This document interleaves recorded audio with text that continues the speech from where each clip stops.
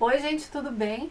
Hoje a gente vai conversar um pouquinho sobre as minhas impressões da minha segunda leitura de Ken Follett, A Chave de Rebeca.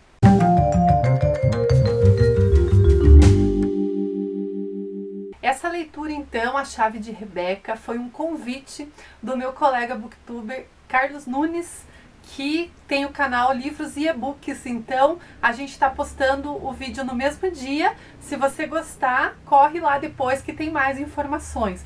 E o Frank do Universo Particular também já postou vídeo sobre esse livro recentemente. Tô achando bem legal essas leituras conjuntas, gente, porque a gente troca impressões, às vezes tem algum detalhe que escapa e às vezes a gente também não concorda com algumas coisas, vira debate, assim.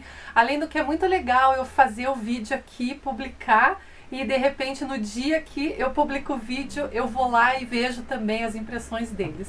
Gostei bastante, Carlos, obrigada pelo convite, espero ler muito mais com vocês.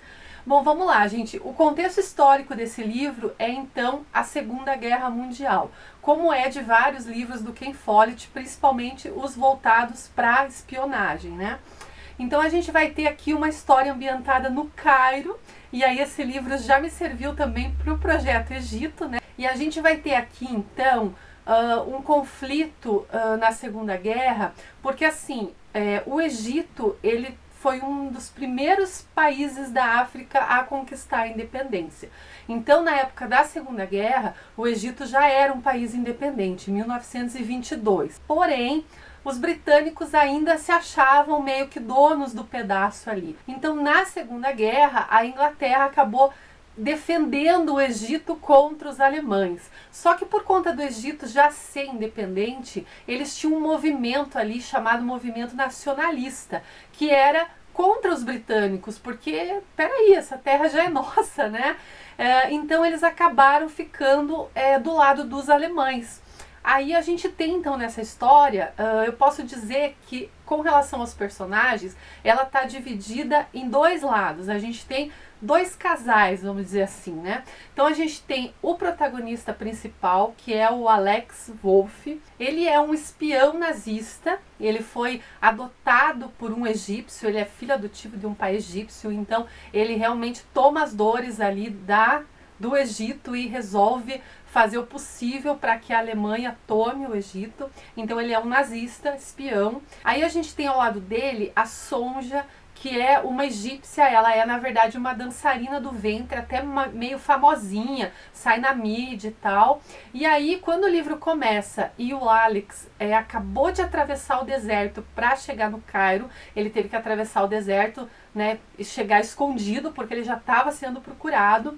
Ele acaba encontrando alguns parentes que moram ali, ele deixa algumas coisas lá e vai para o Cairo. No Cairo, chegando no Cairo, ele descobre que a polícia britânica já está atrás dele, porque ele acabou matando uma pessoa nessa viagem e eles descobriram e estão atrás dele. Então ele não pode ir para a casa dele, para o endereço oficial. Ele acaba procurando então a Sonja, que mora numa casa-barco. Do outro lado, nós temos o William Vandam, que é um agente da inteligência britânica. E ao lado dele, ele acaba, na verdade, procurando essa pessoa. A gente tem a Helene. A Helene, ela também é uma moça que, digamos que é independente. Ela saiu cedo da casa dos pais e ela acaba se acomodando naquela vida de conquistar milionários para que eles a sustentem. Então o livro começa quando ela acabou de terminar um relacionamento com um homem casado que decidiu que não dava mais para eles ficarem juntos e ele pagava o apartamento dela, então ela não tinha, né, ficou meio que sem chão. E aí nesse mesmo momento o William procurou ela para que ela trabalhasse junto com ele como uma espécie de espiã, né? Ela se empolgou muito com isso porque até então ela nunca tinha se sentido uma mulher com capacidades intelectuais ou para fazer qualquer outra coisa que não fosse viver para agradar um homem, para ser sustentada por ele. E ela se empolgou com isso. Então a gente vai ter praticamente durante o livro todo esses dois lados da história. Por que que o livro chama A Chave de Rebeca, tá?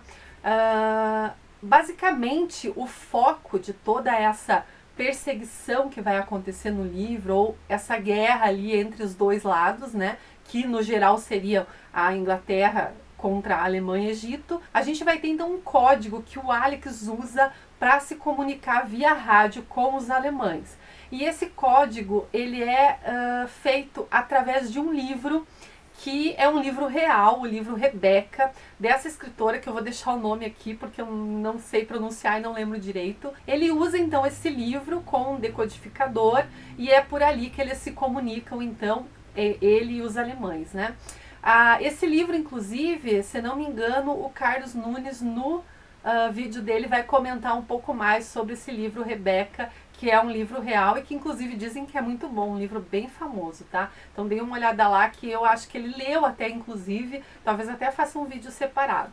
Mas então basicamente isso, a chave de Rebeca seria isso, a chave desse código que o Alex usa para se comunicar com os alemães. É disso que o William Wandam vai procurar, além de, obviamente, o Alex também, porque ele matou um oficial dele e tá contra a Inglaterra, né? Mas basicamente o que ele mais quer é a chave desse código para poder deter os alemães. O Alex, por outro lado, então, em paralelo a tudo isso, procura uma maneira de se infiltrar, né, no exército britânico ali, nos agentes e nos oficiais, para conseguir informações sobre planejamentos aí de conflitos e ataques para poder passar então para o exército alemão. Vou apontar para vocês o aspecto que eu mais gostei nesse livro.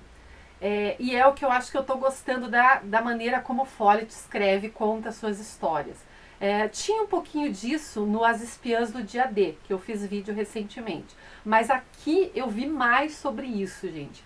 O Follett, ele consegue descrever, se aprofundar nos personagens de tal forma que a gente começa no decorrer da história a não enxergar mais os lados. Nesse caso desse livro, eu pelo menos não conseguia mais enxergar se era Alemanha, se era Inglaterra, se era egípcio. Eu começava a torcer pelos personagens, porque na verdade, apesar de toda essa coisa de nacionalidade, cada um deles tem a sua vida particular, tem as suas motivações pessoais e que muitas vezes acabam sendo o impulso para que eles lutem de um lado ou de outro. E eu consegui, como leitora, mergulhar na vida desses personagens dos dois lados, a ponto de, no decorrer da história, eu começar a torcer mais para um, simpatizar mais com o outro, enxergar realmente, as máscaras começam a cair, você acaba mudando de opinião no decorrer do livro em alguns aspectos.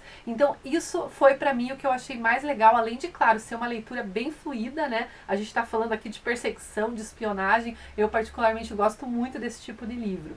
Então, além de ter me prendido bastante, esse aspecto, assim, foi também o que eu gostei no Espiãs do Dia D. Assim, eu acho que é sensacional a maneira como ele consegue se aprofundar nos personagens sem ficar aquela coisa maçante, sabe? De ficar contando a vida ou de repente enchendo o personagem de mimimi. Enfim, gostei bastante. Teve um aspecto, gente, que eu tenho que concordar com o Frank. Depois, se vocês quiserem essa opinião aprofundada, vai lá no canal dele, porque ele desenvolve mais. Foi com relação a como o Follett colocou a mulher dentro desse livro, né? Tanto a Sonja quanto a Helene, elas são mulheres assim, eu acho que muito depreciadas, né? Embora a gente saiba que isso realmente exista, mas eu achei que foi uma pitada meio exagerada. E elas assim, tipo, passam, na verdade, boa parte da história usando desses dotes para poder conseguir as coisas. Então eu achei meio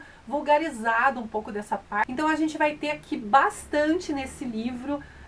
Primeira vez que eu leio um livro de aventura, espionagem, policial, que tenha essa parte sexual bastante descrita no livro. Porque geralmente a gente tem algumas coisas pontuais, mas não, o Follett, ele realmente descreve algumas cenas, ele acaba descrevendo, detalhando um pouco. Então acaba que algumas partes do livro elas são bem sensualizadas.